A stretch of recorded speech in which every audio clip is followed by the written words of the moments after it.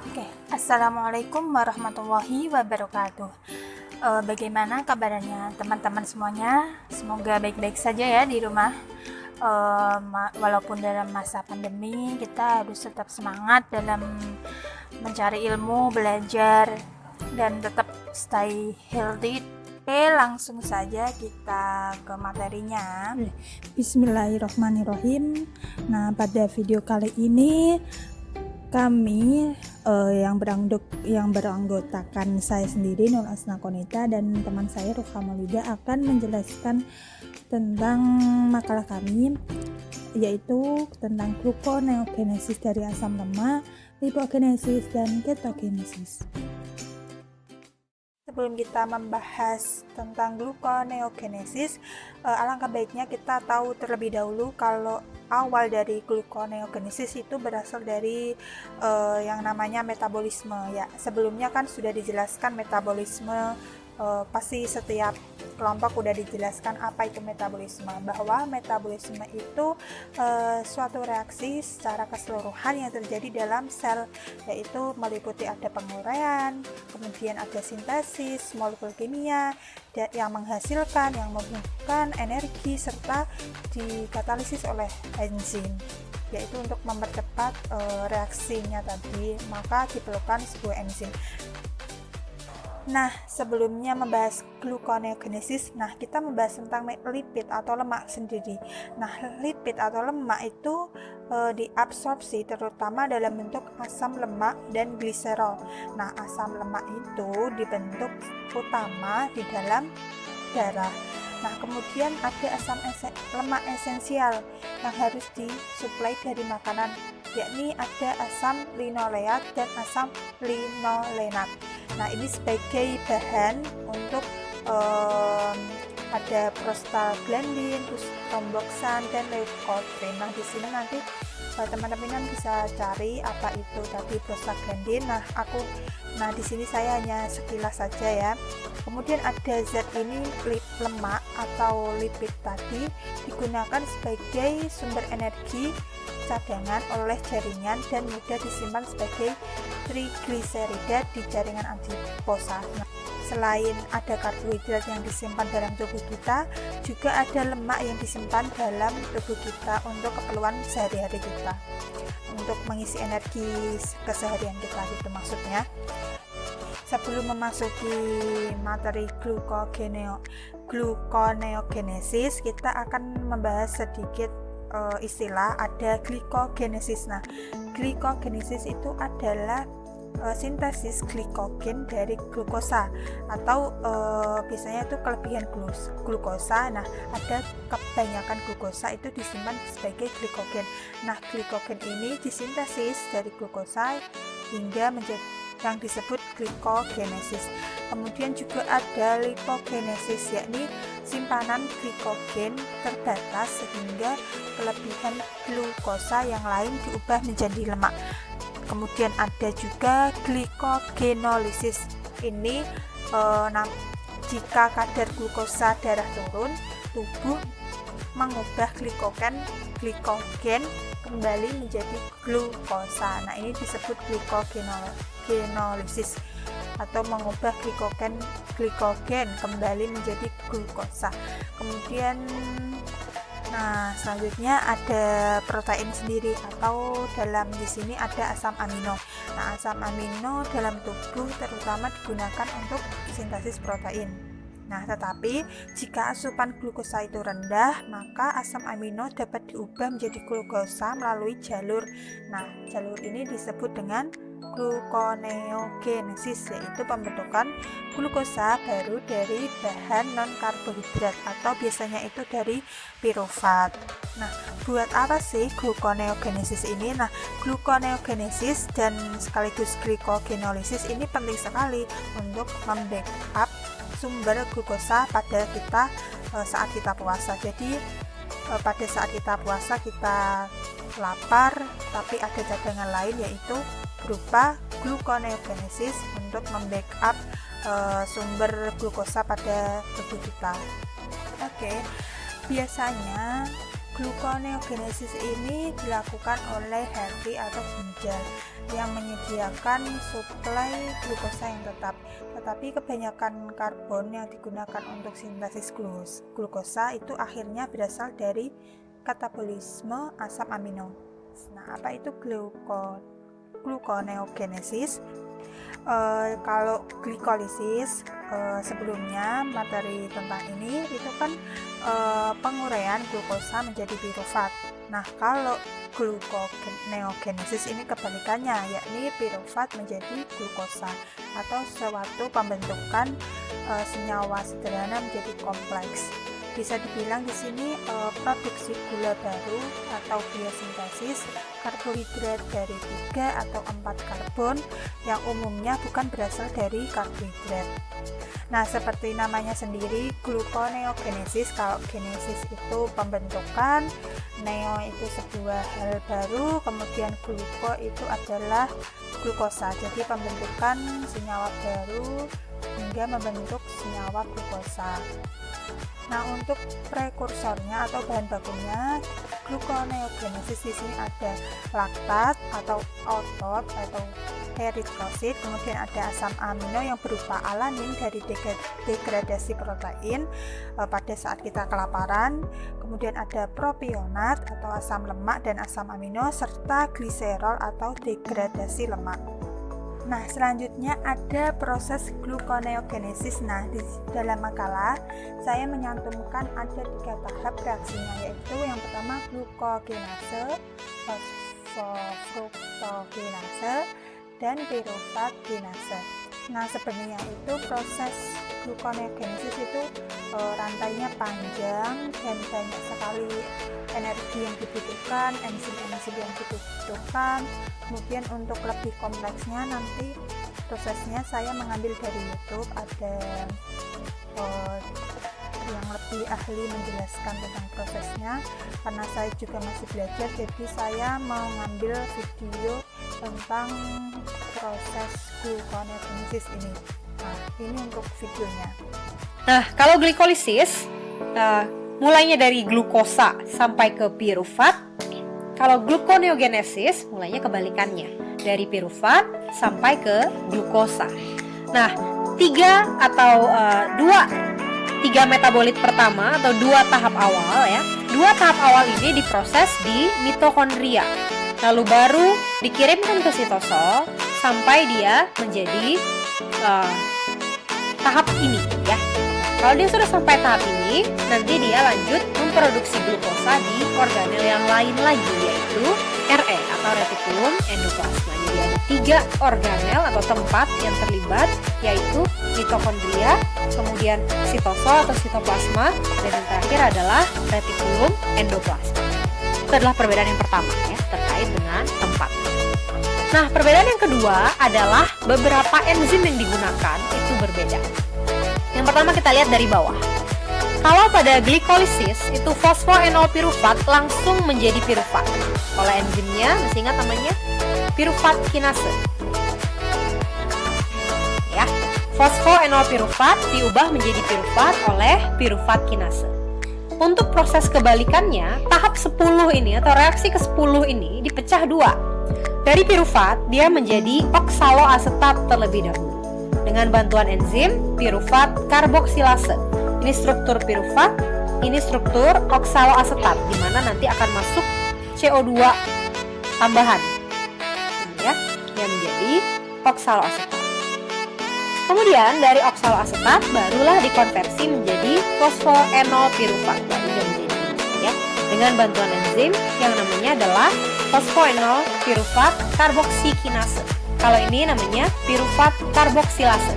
Jadi ada pirufat karboksilase mengkatalisis pirufat menjadi oksaloasetat, kemudian oksaloasetat diubah menjadi fosfoenolpirufat atau PEP oleh fosfoenolpirufat karboksikinase. Dalam proses ini dibutuhkan 1 molekul GTP per molekul oksaloasetat. Kemudian ini diubah menjadi GDP dan dilepaskan CO2 dari sini sehingga dihasilkan fosfoenolpirufat. Di perbedaan yang pertama adalah reaksi tahap 10 dari yang PEP langsung menjadi piruvat. Sekarang dari piruvat ke PEP lewat 2 tahap dulu dan enzimnya ganti, bukan piruvat kinase, namun piruvat karboksilase dan kemudian fosfoenol piruvat karboksikinase. Itu tahap yang 10 ya. Kemudian perbedaan berikutnya adalah di tahap yang ketiga ya. Tahap yang ketiga, dalam reaksi ini bisa kamu lihat dari fruktosa 1,6 bisfosfat menjadi fruktosa 6 fosfat. Sebelumnya yang mengkatalisis reaksi baliknya dari fruktosa 6 fosfat menjadi fruktosa 1,6 bisfosfat adalah PFK. Ya, kalau belum hafal yang sebelumnya kita coba kembali ya. Nama enzimnya adalah PFK. Dari fruktosa 6 fosfat dikatalisis oleh fosfofruktokinase menjadi fruktosa 1,6 bisfosfat. Nah, kebalikannya nanti dikatalisis oleh yang kita namakan fruktosa 1,6 bisfosfatase. Di enzimnya juga berbeda. Kemudian tahap yang pertama atau reaksi yang pertama ini juga akan berbeda. Kalau glukosa menjadi glukosa 6 fosfat dikatalisis oleh enzim heksokinase, maka kebalikannya dikatalisis oleh enzim yang namanya glukosa 6 fosfatase. Yang merah-merah ini yang berbeda ya. Di luar dari yang merah ini enzimnya persis sama. Artinya apa? Enzim tersebut dapat mengkatalisis reaksinya secara bolak-balik yang warna biru ya. Jadi ada perbedaan di tahap ini dari piruvat menjadi fosfoenol piruvat, kemudian fruktosa 1,6 bisfosfat menjadi fruktosa 6 fosfat, dan glukosa 6 fosfat menjadi glukosa. Bedanya adalah di 3 tahap tersebut, selain juga tempatnya yang berbeda. Nah, ini adalah gambaran yang detail. Ya, pada kesimpulannya kita bisa bandingkan proses gluconeogenesis dan proses glikolisis. Pada proses glikolisis yang sudah kita pelajari tadi, 1 molekul glukosa akan menghasilkan 2 molekul piruvat, 2 molekul ATP, dan 2 molekul NADH. Pada reaksi yang seolah-olah kebalikannya yaitu gluconeogenesis, 2 piruvat akan menjadi 1 molekul glukosa. Namun proses ini akan membutuhkan banyak energi ya. Dia akan butuh 4 ATP, dia butuh 2 GTP. 2 GTP ini setara dengan 2 ATP ya. Dan juga 2 NADH. Ini yang dibutuhkan dalam proses gluconeogenesis. Selanjutnya ada peran gluconeogenesis dalam tubuh. Nah, di sini peranan berbagai protein pengangkut glukosa ini banyak ditemukan di dalam membran sel, dengan masing-masing memiliki 12 buah wilayah transmembran. Saya cantumkan dalam tabel pengangkut glukosa beserta lokasi jaringan dan fungsi-fungsinya. Di situ adalah peranan gluconeogenesis dalam tubuh secara umumnya. Di sini saya mengambil sumber dari Revika 2013. Nah, untuk jurnal sendiri, saya kemarin mengambil jurnal internasional tentang butirat menstimulasi gluconeogenesis hati pada hepatosit primer tikus. Sini dalam jurnal ini saya mereview dan memberi penjelasan sedikit bahwa dalam jurnal penelitian eksperimental and therapeutic medicine, kemudian sodium butirat ini merangsang produksi hati dan ekspresi gen gluconeogenik dengan cara bergantung pada dosis, yang mana menyebabkan peningkatan signifikan pada konsentrasi 1 molar menjadi maksimumnya itu 10 molar.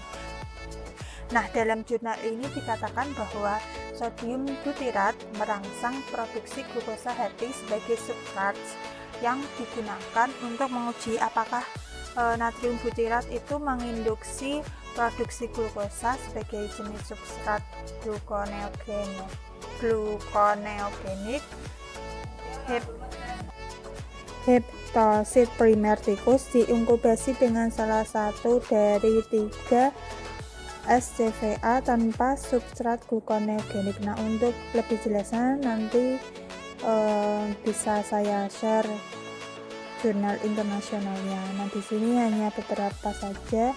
Nah, penelitian ini berhasil mengatakan bahwa butirat ini merangsang mengekspresi enzim-enzim tadi bisa berhasil merangsang dalam hepatosit primer tikus. Jadi menunjukkan bahwa butirat ini merangsang gluconeogenesis melalui pengaktifan sinyal Krebs.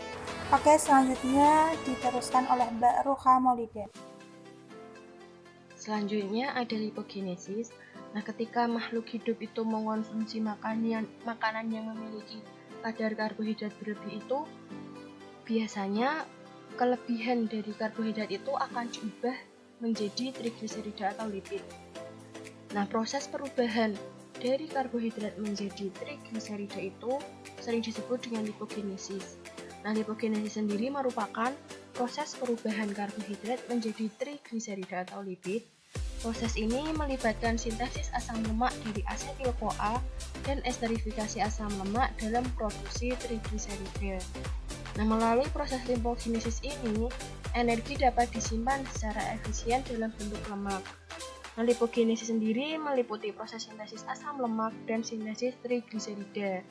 Atau juga trigliserida itu ketika asam lemak diesterifikasi dengan gliserol untuk membentuk lemak. Nah, produk yang dihasilkan dari proses lipogenesis ini selanjutnya akan diekskresikan atau dikeluarkan dari hati dalam bentuk lipoprotein atau VLDL yang memiliki kepadatan sangat rendah. Asam lemak dalam bentuk trigliserida dan asam lemak yang terikat pada albumin didapat dari asupan makanan atau hasil sintesis lemak di dalam hati. Trigliserida yang dibentuk dari kilomikron atau lipoprotein akan dihidrolisis menjadi gliserol dan asam lemak bebas oleh enzim lipoprotein lipase atau LPL yang dibentuk oleh adiposit dan akan disekresikan ke dalam sel endotelial yang berdekatan dengannya. Aktivitas dari LPL ini dilakukan oleh apoprotein C2 yang dikandung oleh kilomikron dan lipoprotein atau VLDL. Nah, kemudian asam lemak bebas yang terbentuk akan diambil oleh sel adiposit sesuai dengan derajat konsentrasinya oleh suatu protein transport transmembran. Nah, bila asam lemak bebas sudah masuk ke dalam adiposit, maka akan membentuk pool asam lemak. Selanjutnya ada hormon insulin. Nah, hormon insulin ini bisa jadi merupakan faktor hormonal terpenting yang mempengaruhi lipogenesis. Nah, hormon insulin ini akan menstimulasi lipogenesis dengan cara meningkatkan pengambilan glukosa di jaringan adiposa melalui transporter glukosa menuju membran plasma. Nah, efek tersebut itu dapat dicapai dengan mengikat insulin pada reseptor insulin di permukaan sel sehingga akan mengaktifasi kerja tirosinkinasenya dan meningkatkan efek downstream melalui fosforilasi tirosin. Selanjutnya ada ketogenesis. Yang pertama ada pengertian dari ketogenesis. Ketogenesis merupakan jalur metabolisme yang dapat menghasilkan badan keton yang memberikan energi alternatif bagi tubuh. Nah, sebenarnya secara konstan itu tubuh dapat memproduksi sejumlah kecil badan keton yang masing-masing dapat menghasilkan 22 ATP dalam keadaan normal. Nah, dalam keadaan ketosis ini, produksi tubuh keton meningkat bila terjadi penurunan karbohidrat atau mengalami peningkatan asam lemak.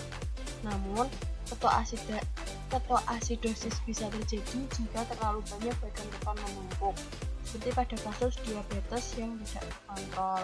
Jadi, ketoasidosis di sini tuh produksi dari ketonnya meningkat akibat dari kurangnya karbohidrat yang masuk ke dalam tubuh. Akan tetapi asam lemak yang ada di dalam tubuh itu berbanding terbalik dengan jumlah karbohidrat, di mana karbohidrat sedikit sedangkan asam lemaknya banyak atau tinggi kadarnya. Selanjutnya yang kedua ada mekanisme ketogenesis. Nah, proses ketogenesis sendiri ini terjadi di dalam mitokondria di dalam hati. Nah, prosesnya itu yang pertama, asam lemak akan dibawa ke mitokondria melalui karnitin palmitoyltransferase atau CPT1 dan kemudian dipecah menjadi asetil-CoA melalui oksidasi beta. Selanjutnya, dua molekul asetil-CoA akan diubah menjadi asetoasetil-CoA melalui enzim tiolase, atau sering juga dikenal sebagai asetil koenzim A asetil transferase atau ACAT. Nah, selanjutnya asetoasetil-CoA akan diubah menjadi HMG-CoA melalui enzim HMG-CoA sintase.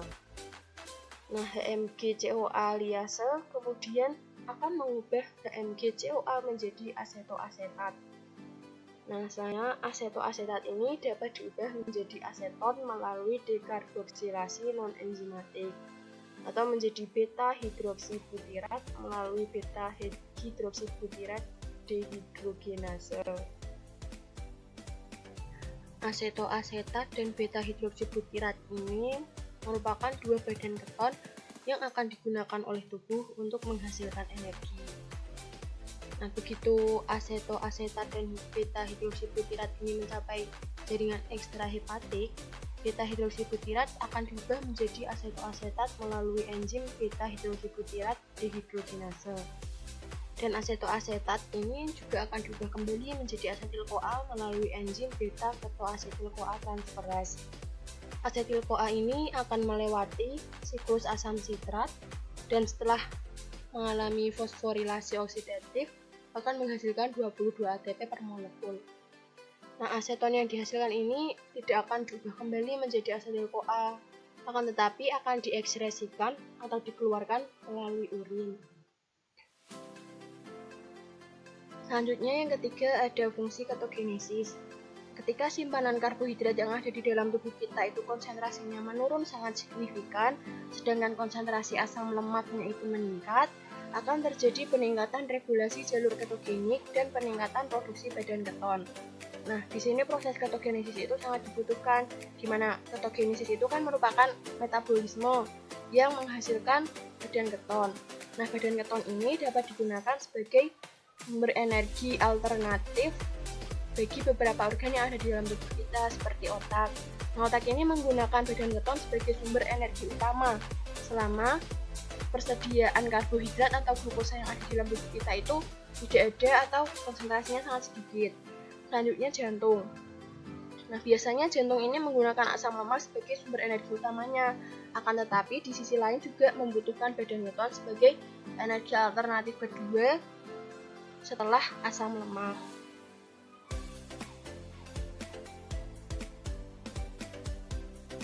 Selanjutnya yang terakhir ada aturan ketogenesis. Ketogenesis itu dapat diregulasi oleh beberapa hormon seperti glukagon, kortisol, tiroid, dan katekolamin. Nah, beberapa hormon ini dapat menyebabkan pemecahan lebih besar pada asam lemak bebas, sehingga dapat meningkatkan jumlah asam lemak yang tersedia di dalam tubuh dan kemudian akan digunakan dalam proses ketogenik.